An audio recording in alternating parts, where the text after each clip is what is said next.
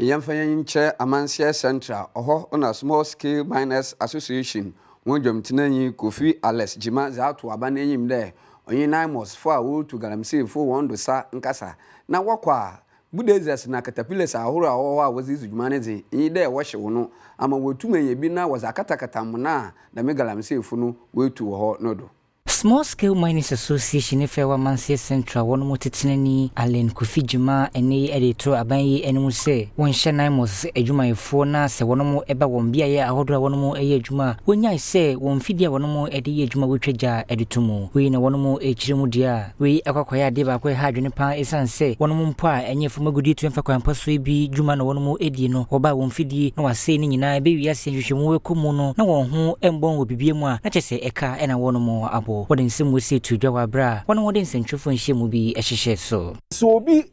ye adwuma for mining na se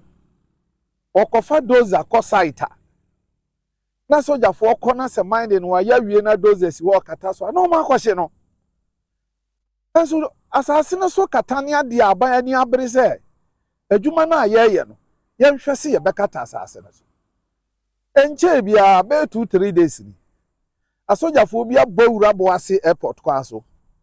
akwohye engine any dozer baako enti se soja ni cooperation ni ese eye galamsey sensem to wakoto si obi kata asase so kra wo hye ne dia na se nyame anim nukure ne nkoyie mayen Small Scale Miners we no sande to aban mu se ene won kan sinipi so pese Small Scale Miners nso wono mu ejai won adwuma na wono mu ehu won ginabre ewo omanyi emu a eho wo sande to dwa se se ankateboni abefrem yan hwese operations no omoye no in fact omoma DCs MPs emrem o commence bia mu a ewo so okosi DC so because enye sa na yan timanfo na yeto aba no yeto agu because Small Scale mining no aban ba ye no so office obegu na enko agu no senso so waka kire sojafo ne sesesi ado